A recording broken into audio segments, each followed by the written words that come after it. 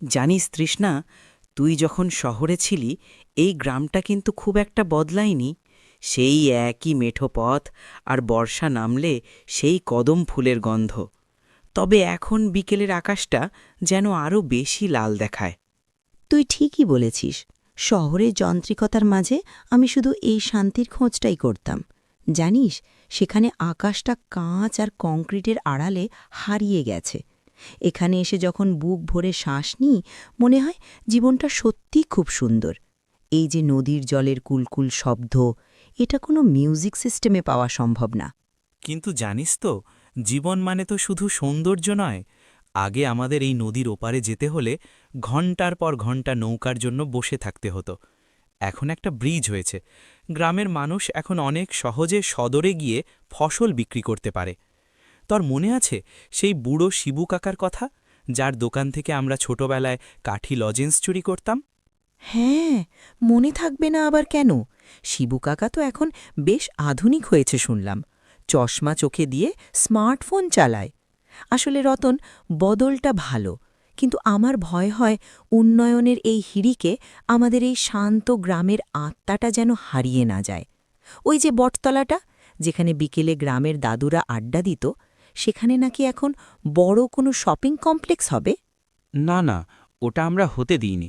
গ্রামের সবাই মিলে প্রতিবাদ করেছি। আমরা চাই আমাদের গ্রাম আধুনিক হোক, কিন্তু প্রকৃতির আঁচল ছিঁড়ে নয়।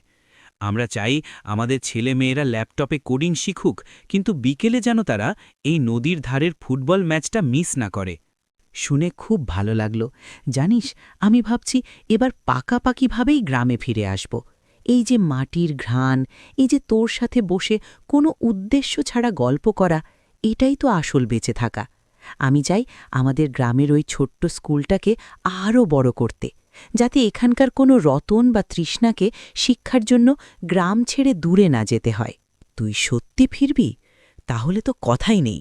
আমরা দুজনে মিলে আমাদের রূপপুরকে এমনভাবে সাজাবো যাতে শহর থেকে মানুষ এখানে এসে শান্তি আর উন্নতির পাঠ নিতে পারে।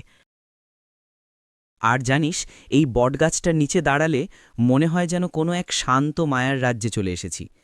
এই যে ওপর দিয়ে ঠান্ডা হাওয়াটা বয়ে গেল, এটা কি শহরে কোনো এসিতে পাওয়া যাবে? একদম না রে। শহরের বাতাস তো ধোঁয়া আর শব্দে দমবন্ধ করা। আর আমাদের গ্রামটা দেখ, যতদূর চোখ যায় শুধু সবুজ আর সবুজ। ওই যে দূরে বিলের ধারে সাদা বকগুলো উড়ে যাচ্ছে, দেখতে ঠিক যেন সাদা মেঘের টুকরো। আর ওই যে সরু মাঠের পথটা এঁকে বেঁকে চলে গেছে গ্রামের ভেতরে, ওটা দেখে মনে হয় কেউ যেন সবুজ শাড়ির মাঝে একটা সুন্দর পাড় বসিয়ে দিয়েছে।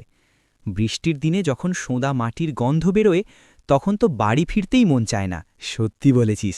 আর পুকুরঘাটে যখন ঝিরঝির করে বাতাস বয় আর জলের ঢেউয়ে রোদের ঝিলিক খেলে, তখন মনে হয় প্রকৃতি আমাদের কত কি দিয়েছে। আমরা কত ভাগ্যবান যে এই স্নিগ্ধ পরিবেশের মাঝে বড় হচ্ছি। এই শান্তিটা যেন সারা জীবন এমনভাবেই থাকে। এই বটগাছ, এই পাখির ডাক আর আমাদের এই ছোট্ট গ্রাম, এর চেয়ে সুন্দর আর কিছুই হতে না।